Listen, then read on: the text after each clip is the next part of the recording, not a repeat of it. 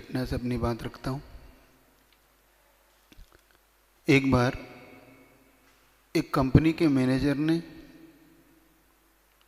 वहाँ पे काम करने वाले सभी अपने नीचे जितने भी काम करने वाले लोग थे उन सबकी एक मीटिंग बुलाई। कंपनी का मैनेजर बहुत विद्वान समझदार था। उसने सभी मीटिंग बुलाकर अपने सबको एक जगह इकट्ठा किया और मीटिंग रूम में उसने सबको बिठाकर एक ऐसा सब्जेक्ट दिया जिसका किसी ने सोचा भी नहीं था। कंपनी के सभी जितने भी काम करने वाले लोग थे उन्होंने कभी सोचा भी नहीं था कि ऐसा भी सब्जेक्ट हमें दिया जा सकता है या हम पे ऐसा भी चिंतन के लिए कहा जा सकता है। कंपनी के मैनेजर ने कहा कि आज आप सबको वो कारण बताना है जिन जिन कारणों से कंपनी डूब सकती है। आज आपको वो कारण हमें पूरे कारणों को दो जिन कारणों से कंपनी डूब सकती है। पहली बार ऐसा हुआ, लोगों को आश्चर्य हुआ कि ऐसे कैसे हो सकता है। हमेशा कंपनी की तरक्की की चर्चा तो की गई, आज कंपनी के डूबने की चर्चा क्यों की जा रही। आश्चर्य से भर के। लेकिन यस बॉस नो लॉस, एक ही किस्सा। अब कर तो कुछ सकते नहीं, बॉस से क्या कहें। तो सबने कहा कि अब जब बॉस ने कहा ही है कि अब ये मुझे दो कि कंपनी कैसे डूब सकती है, ये आइडिया मुझे चाहिए तुमसे। बस मुझे वो आइडिया दो जो आइडिया से, जिस आइडिया से तुम्हारी कंपनी डूबने के कौन कौन से आइडिया तुम्हारे पास। सभी ने कंपनी को डूबने के एक से बढ़ के एक आइडिया दिए कि इन कारणों से, इस आइडिया से कंपनी डूब सकती है, इस कारण से कंपनी डूब सकती है।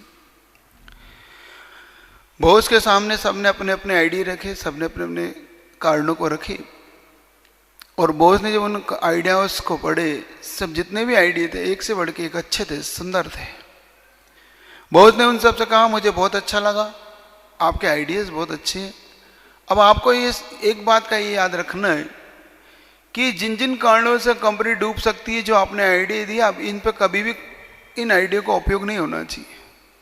मतलब आपको ये समझ में आ गया कि कंपनी कैसे डूब सकती है, बहुत बड़ी बात है। कंपनी कैसे उन्नति करती है एक अलग विषय है, वो कंपनी कैसे डूब सकती है इसको जानने ला एक अलग विषय है। तो जब आपको ये पता पड़ गया कि कंपनी इन कारणों से डूब सकती है, अब ये कोई भी कारण अपने यहाँ पे मौजूद नहीं रहना चाहिए ताकि अपनी कंपनी ना डूबे। लोगों को अब समझ में आया कि बॉस क्या चाहते थे।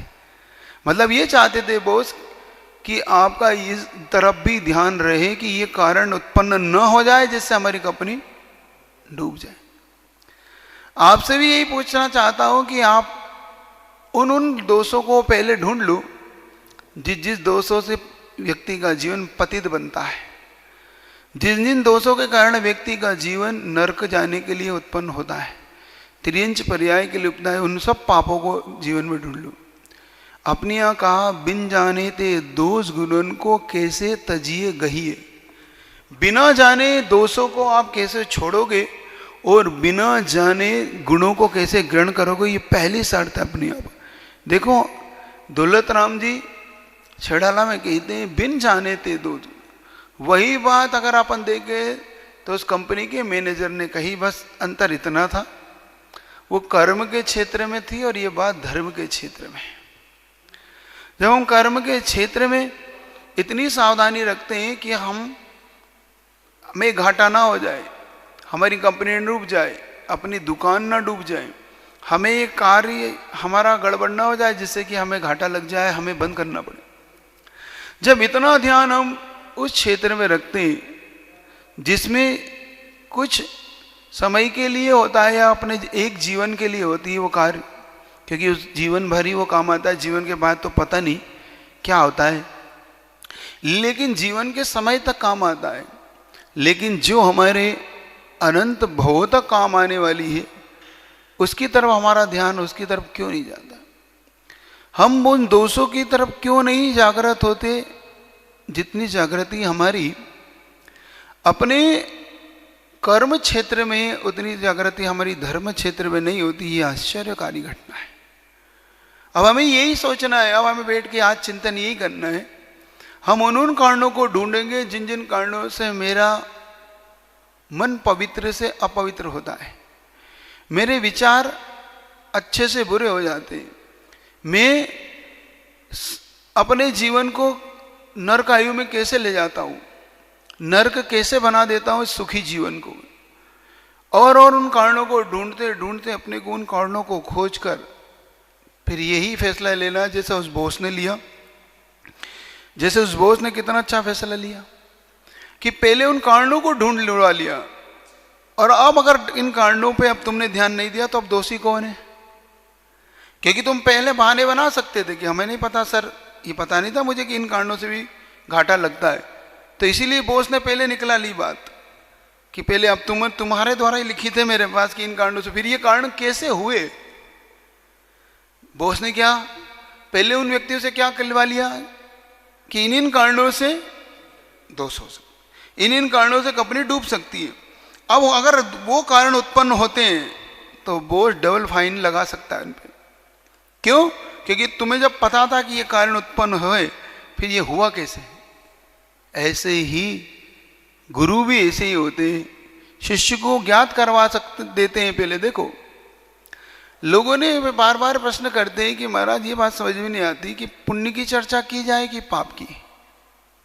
पाप की चर्चा क्यों की जाती है जब पुण्य की चर्चा करनी जाए? धर्म की चर्चा की जाए, अधर्म की चर्चा क्यों की जाए? मिथ्यात्व की चर्चा क्यों की जाए? सम्यक दर्शन की चर्चा करो। ध्यान रखो, मिथ्या दृष्टि भी सम्यक दर्शन में कारण होता है, मिथ्यात्व भी सम्यक दर्शन का कारण बनता है। पहली बार शायद आपके सुनने में आई हो ये चर्चा, लेकिन इतना ही सत्य। क्योंकि मिथ्या सम्यक दर्शन का कारण कैसे बन सकता है महाराज? अभी तक तो हमने पंच लब्धि सम्यक दर्शन के कारण सुनी थी, देशना लब्धि सुनी थी, हमने देवसाद गुरु के दर्शन सुने थे। पहली बार ये सुनने में आ रहा है कि मिथ्यात्व भी सम्यक दर्शन का कारण बन सकता है। हाँ, बन सकता है। मिथ्या सम्यक दर्शन का कारण कैसे बनेगा? तो जब मिथ्यात्व को जानोगे तभी तो छोड़ोगे, जानोगे ही नहीं तो छोड़ोगे कैसे? अज्ञान मिथ्यात्व होता है क्या? वैनिक मिथ्यात्व होता है यही है, वो जानता ही नहीं है कि मुझे किसकी विनय करना चाहिए, किसकी नहीं करना चाहिए। वो तो विनय से भर के बस सबकी विनय कर रहा है। ये भी भगवान है और ये भी भगवान है, इस प्रकार की विनय है, उसके गुणों से कोई मतलब नहीं होता, तो वही मिथ्या दर्शन बन जाता है।